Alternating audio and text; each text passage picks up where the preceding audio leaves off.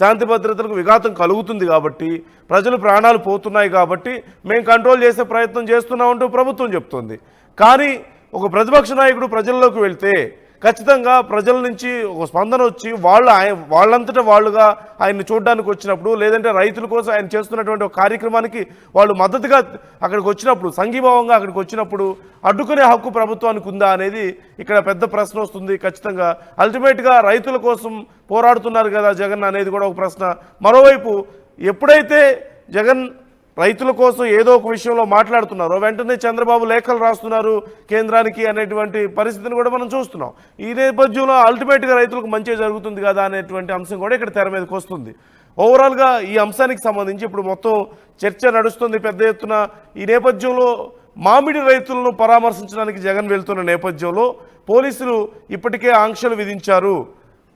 ఖచ్చితంగా శాంతి భద్రతలకు విఘాతం కలిగిస్తే కఠిన చర్యలు తీసుకోవాల్సి వస్తుంది అంటూ ఎస్పీ హెచ్చరించినటువంటి తీరు మనం చూస్తున్నాం. ఇవాళ బంగారు పాళ్యంలో మాజీ సీఎం జగన్ పర్యటించబోతున్నారు. మామిడి రైతుల సమస్యలు ఆయన అడిగి తెలుసుకోబోతున్నారు. జగన్ పర్యటన నేపథ్యంలో ఆంక్షలు ఇప్పటికే మనం చూస్తున్నాం. శాంతి భద్రతలకు విఘాతం కలగకూడదంటున్నారు. పుంగనూరు ప్రాంతాల నుంచి రైతులు అధిక సంఖ్యలో పాల్గొనే అవకాశం ఉంది అంటూ అధికారులు ప్రధానంగా అంచనా వేస్తున్నట్లుగా తెలుస్తుంది. ఈ నేపథ్యంలోనే కేవలం 500 మందికి మాత్రమే అనుమతి మేము ఇస్తాం అని చెప్తున్నారు. మొత్తం మీద జగన్ పర్యటనలు మరొకసారి ఆంధ్రప్రదేశ్లో రాజకీయంగా మరింత హీట్ని పెంచాయనడంలో ఎలాంటి సందేహం లేదు. ఓవైపు ప్రభుత్వ వర్షన్ ఒకలా ఉంది, వైసీపీ వర్షన్ మరోలా ఉంది.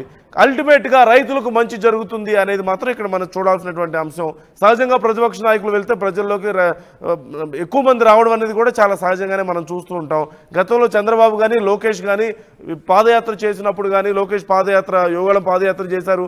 అంతకుముందు చంద్రబాబు కూడా పర్యటించారు. ఎన్నికలకు ముందు కొన్ని సందర్భాల్లో పర్యటించారు, ముఖ్యమైనటువంటి సందర్భాల్లో. అప్పుడు కూడా ప్రజలు భారీ ఎత్తున తరలి వచ్చారు.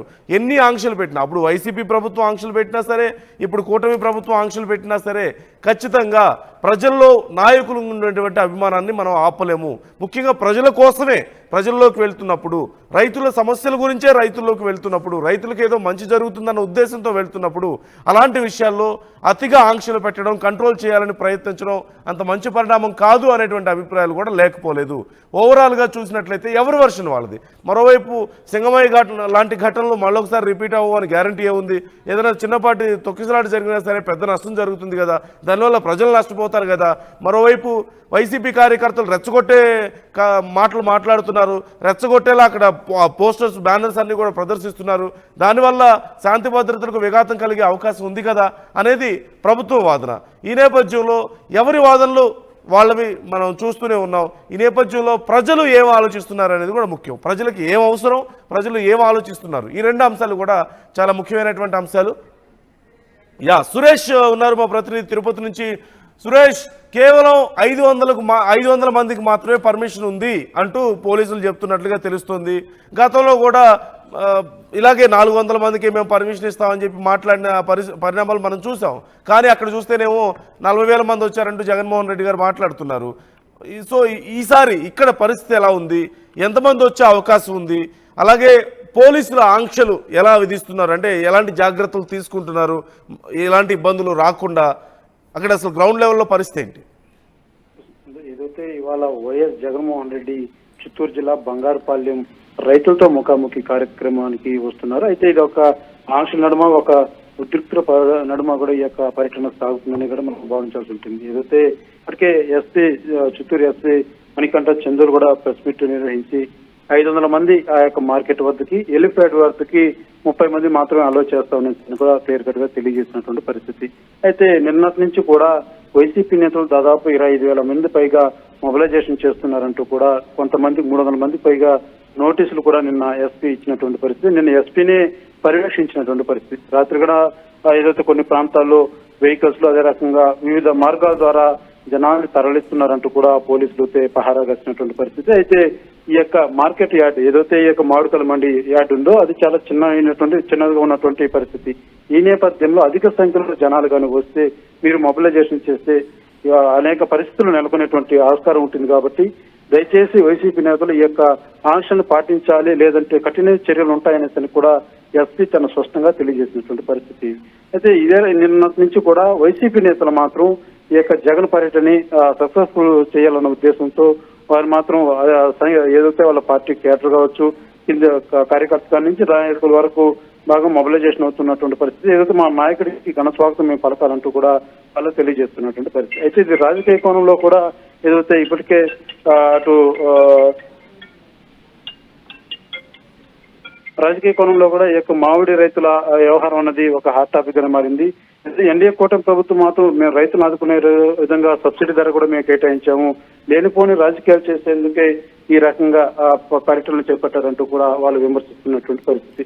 అలాగే ఈ యొక్క పర్యటనకు సంబంధించి మాత్రం ఆయన బెంగళూరు చేరుకుని బెంగళూరు నుంచి కూడా హెలిప్యాడ్ ద్వారా బంగారుపాలెం రానున్నారు. అయితే ఈ యొక్క హెలిప్యాడ్ వద్ద గతంలో ఏదైతే మనం అనంతపూర్లో చూసాం, ఇటీవల జరిగినటువంటి సింగ మరణించినటువంటి సింగయ్య చనిపోయినటువంటి పరిస్థితులు చూసాం, ఇవన్నీ కూడా ఎస్పీ రివ్యూ చేసినటువంటి పరిస్థితి. ఇలాంటి పరిస్థితులన్నీ కూడా నెలకొన్నాయి కాబట్టి మీరు జాగ్రత్తలు వహించాలి, ఆంక్షలు తూచా తప్పకుండా నిర్వహించాలంటూ కూడా ఎస్పీ అయితే చాలా క్లియర్ కట్ గా తెలియజేస్తున్నటువంటి పరిస్థితి. అయితే వైసీపీ నేతలు మాత్రం భారీ స్థాయిలో మాత్రం చేరుకునే అవకాశాలు ఉన్నాయని పార్టీ కేడర్ వద్ద తెలియజేస్తుంది. అయితే అక్కడ పరిస్థితులు మాత్రం చాలా ఇరుకైనటువంటి ప్రదేశం, ఏదన్నా జరగడం జరిగితే ఎక్కువ మొబిలైజేషన్ అయితే మాత్రం కఠిన చర్యలు ఉంటాయని ఎస్పీ మాత్రం చాలా స్పష్టంగా తెలియజేస్తున్నారు. అంటే మొన్న పల్నాడులో జరిగిన ఘటన లాంటిది ఏమైనా రిపీట్ అయితే రౌడీ షీట్ ఓపెన్ చేస్తాం కార్యకర్తల మీద అని ఎస్పీ మాట్లాడారు అంటూ సమాచారం అందుతుంది. అంటే పోలీసుల వర్షన్ ఏ విధంగా ఉంది? చాలా కఠిన చర్యలు తీసుకుంటామంటూ పోలీసులు చెప్తున్నారు కదా. అంటే పోలీసుల వర్షన్ కూడా ఏదైతే పర్యటన వ్యతిరేకం కాదు, పర్యటన సాఫీగా సాగాలన్నదే మా యొక్క ఉద్దేశం. అందులోనూ గతంలో జరిగినటువంటి ఏదైతే అనంతపూర్లో మనం చూసాం, అనంతపూర్ సంబంధించి ఒకసారి జగన్ పర్యటిస్తే అక్కడ హెలిప్యాడ్ వద్దకు భారీ స్థాయిలో చేరుకొని ఆ యొక్క హెలికాప్టర్ పైకి కూడా ఎక్కేసినటువంటి సందర్భం. అక్కడ ప్రజలు, కార్యకర్తలు కావచ్చు, లోకల్ గా ఉన్నటువంటి ప్రజలు కావచ్చు, భారీ స్థాయిలో గుమ్మగొట్టడం వస్తే ఈ యొక్క పరిస్థితులు కూడా నెలకొన్నాయి. ఇటీవల మనం ఏదైతే సింగయ్య మరణం కూడా చూడొచ్చు, అక్కడ కాన్వాయ్లో జరిగినటువంటి ప్రమాదం. అక్కడ కూడా ఆ సంఖ్యకు మించి, పరిమితి మించి జనాలు గుమ్మగొట్టడం, లేకపోతే మొబిలైజేషన్ చేసుకోవడమా, లేకపోతే జనాలు రావడమా, ఇలాంటి సమస్యలన్నీ ఉన్నాయి కాబట్టి ఖచ్చితంగా ఈ ఆంక్షలన్నీ కూడా పాటించాలన్నదే ఎస్పీ చాలా స్పష్టంగా తెలియజేశారు. ఎందుకంటే అందులోనూ ఈ యొక్క మార్కెట్ యార్డ్ అనేది చాలా చిన్నగా ఉన్నటువంటి పరిస్థితి. అక్కడ కానీ మితిమీరి అధిగమించిన సంఖ్యలో కానీ ప్రజలు వచ్చితే లేనిపోని ఎటువంటి సమస్య మాత్రం ఖచ్చితంగా నెలకొన్నటువంటి ఆస్కారం ఉందనే చెప్పాలి. ఈ నేపథ్యంలోనే అలాంటి చర్యలు కానీ ఏదైతే విధించినటువంటి ఆంక్షలకు విరుద్ధంగా నడిస్తే మేము రెడీ షీట్ ఓపెన్ చేస్తాం, అదే రకంగా తగిన చర్యలు ఖచ్చితంగా తీసుకుంటామంటూ కూడా తెలియజేసినటువంటి పరిస్థితి. ఇప్పటికే నిన్నే మనం చూసుకోవచ్చు, అయితే కొంతమంది నాయకులు ఈ యొక్క వెహికల్స్ పెట్టి జనాలు తరలిస్తున్నారనే కూడా ఒక వాదన వచ్చింది. దానికి సంబంధించి కూడా వాళ్ళకు ఎస్పీ నోటీసులు కూడా జారీ చేసినటువంటి పరిస్థితి. దాదాపు 300 మందికి పైగా నోటీసులు ఇచ్చినట్టుగా తెలుస్తుంది. వారికి ఏదైతే నిబంధనలకు మీరు విరుద్ధంగా చేస్తున్నారు, వాళ్ళని కానీ మీరు మొబిలైజేషన్ చేసి తరలిస్తే మీ మీద కఠిన చర్యలు ఉంటాయి, అదే రకంగా రౌడీ షీట్ ఓపెన్ చేసే ఆస్కారం కూడా ఉందంటూ కూడా చాలా స్పష్టంగా నిన్న ఎస్పీ తెలియజేయనటువంటి పరిస్థితి. Right, thank you Suresh. మొత్తం మీద జగన్ పర్యటన నేపథ్యంలో ఉద్రిక్త పరిస్థితులు మనం చూస్తున్నాం. ఓవైపు పోలీసుల ఆంక్షలు కనిపిస్తున్నాయి, మరోవైపు ప్రభుత్వం ఎలాగైనా సరే కొంత కంట్రోల్ చేయాలనేటువంటి ఉద్దేశం కనిపిస్తుంది టీడీపీ నుంచి ముఖ్యంగా. మరోవైపు వైసీపీ నుంచి వస్తున్నటువంటి వర్షన్ డిఫరెంట్గా ఉంది. ప్రజలు స్వచ్ఛందంగా వాళ్ళంతటా వాళ్ళు వస్తున్నప్పుడు, ఇంకా ఎక్కువ మంది వస్తున్నారు అనుకుంటే ప్రభుత్వ వ్యతిరేకత ఉన్నప్పుడే అలా జరుగుతుంది. కాబట్టి అది మీరు చూసుకోవాలి. ప్రజలు మా కోసం వస్తున్నప్పుడు మేము ఎలా కాదనగలం? ప్రజల సమస్యల కోసమే మేము ప్రజల్లోకి వెళ్తున్నాం కదా అనేది ప్రభుత్వ వాదనగా, ఇటు ప్రతిపక్ష వాదనగా కనిపిస్తోంది.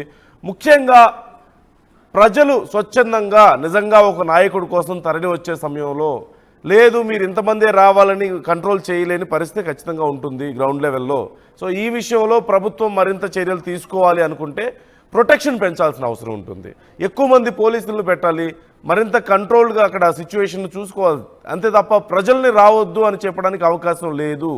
ఇది రిస్ట్రిక్టెడ్ ప్రోగ్రామ్స్ కాదు, ఏదో టెంపుల్ లోపలకో లేదంటే ఇంకేమైనా కొన్ని కార్యక్రమాలు ఎక్కువ మంది ప్రజలు వెళ్ళకూడని కార్యక్రమాలకు వెళ్ళే పరిస్థితి కాదు. ప్రజల్లోకే వెళ్తున్నారు, ప్రజల కోసమే వెళ్తున్నారు, రైతుల కోసం వెళ్తున్నారు. అలాంటప్పుడు ప్రజలు భారీగా తరలి రావడం అనేది చాలా సహజం.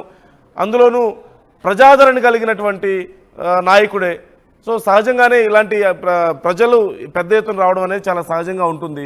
ప్రభుత్వం కూడా జాగ్రత్తలు తీసుకోవడం తప్పు కాదు ఖచ్చితంగా.